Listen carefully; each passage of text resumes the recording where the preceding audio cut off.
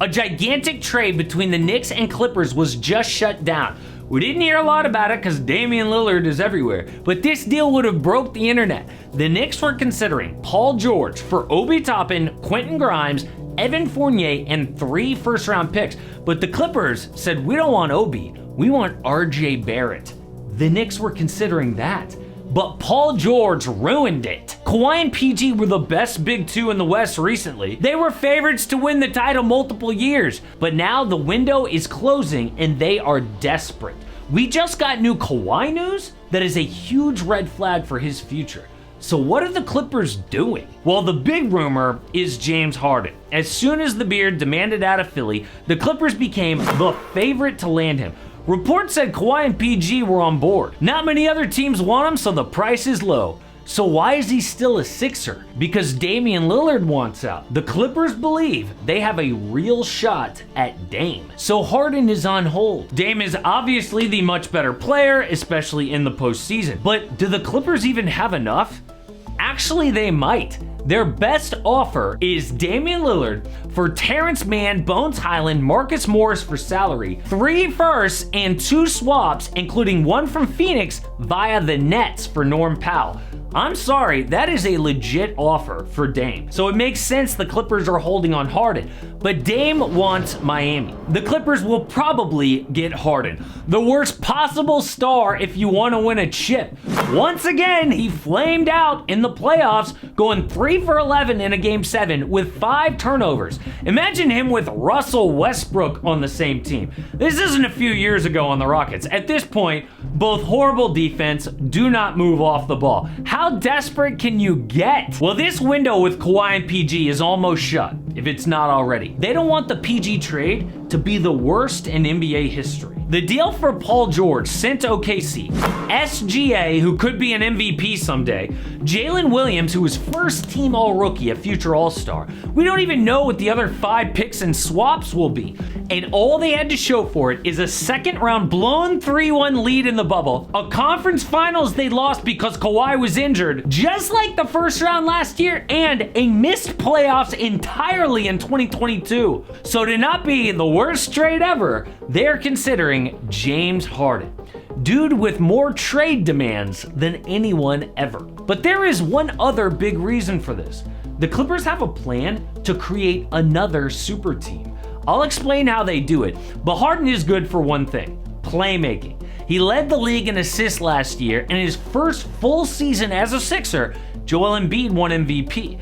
In the regular season, he is an elite point guard, which the Clippers have never had in this era. Point guard's been a mess.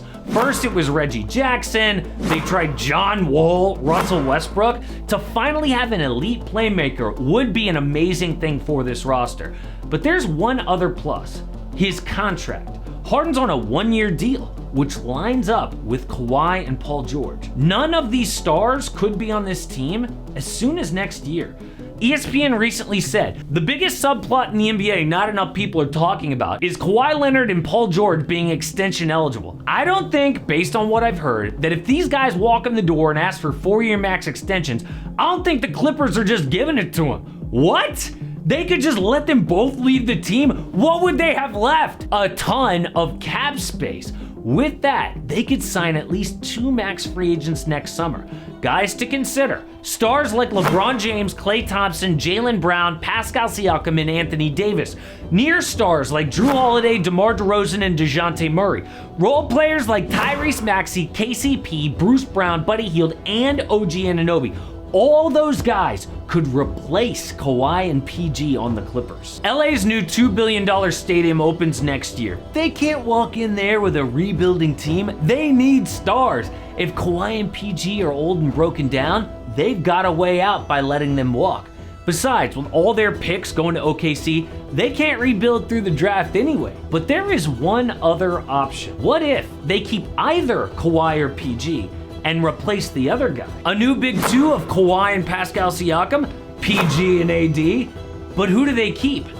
To me, it's obvious. Paul George was just in trade rumors, but they should let go of Kawhi Leonard. We just got news that is awful for his future. In the first round of the playoffs, Kawhi hurt his knee game 1 against the Suns. He played through that injury game 2, but then missed the rest of the playoffs. On the court, he was amazing, but this came out of nowhere. Kawhi's knee is so fragile, it can go at any minute. So a month after the season, he had yet another surgery. The Clippers said, oh, we expect him 100% ready for training camp. Just a cleanup. Went terrific. Very quick procedure. He feels great. Oh, that's awesome. But remember what Brian Windhorst said? I will say this. If 15 years covering the NBA has taught me anything, is that there's no such thing as a minor knee surgery. And especially with Kawhi Leonard. I watched Brian Suterer's latest YouTube video on this, and it's disturbing. He says cleanup procedures can refer to shaving away loose cartilage.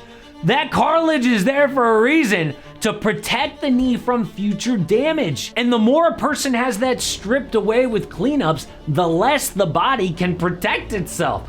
Oh, Kawhi can get back on the court quicker, but if his knee is even less stable than before, that is a nightmare scenario. Moving on from Kawhi and replacing him with another star is obvious. I know Paul George also has injury issues. They feel more like little fluke things. Snapped his leg at 25 years old, had an elbow issue 2 years ago. This year he randomly hyperextended his knee before the playoffs. I would bet on PG's health every day over Kawhi's. But unless they get lucky and trade for Dame, James Harden is about to be on this team, which shows how desperate they are. He's their only hope of adding legit star talent despite being a failure in the playoffs. But in 1 year, all their vet players come off the books, and the Clippers have a ton of options. The new CBA was made to tear down big spenders like them, but they can avoid all that by making big moves next offseason. But the main reason they don't want to re-sign Kawhi and PG is that new CBA. If they extend those guys to huge max contracts, it puts them really close to the danger zone of that second apron. Then a ton of penalties that make it impossible to build the roster. Basically just minimum contracts and re-signing your own guys. Oh, and that can work if your stars are prime young players who can go for more years. The Clippers are the opposite of that. So if Kawhi and PG demand a new deal, they could potentially demand a trade to a team that'll pay up. There is so much that can go wrong this next season, so they are bringing in Harden as one last desperate attempt to win a ring. It's kind of like the Warriors who have 1 year with CP3 to win a ring, and if it doesn't work, they'll redo the roster. But at least the Dubs have late prime Steph Curry locked in. The Clippers are the most desperate team in the NBA. But how do the Heat actually pull off that Dame trade? He has made it known Miami is the only option. So this is a look at the best possible deal to make Dame's wish come true. Check it out.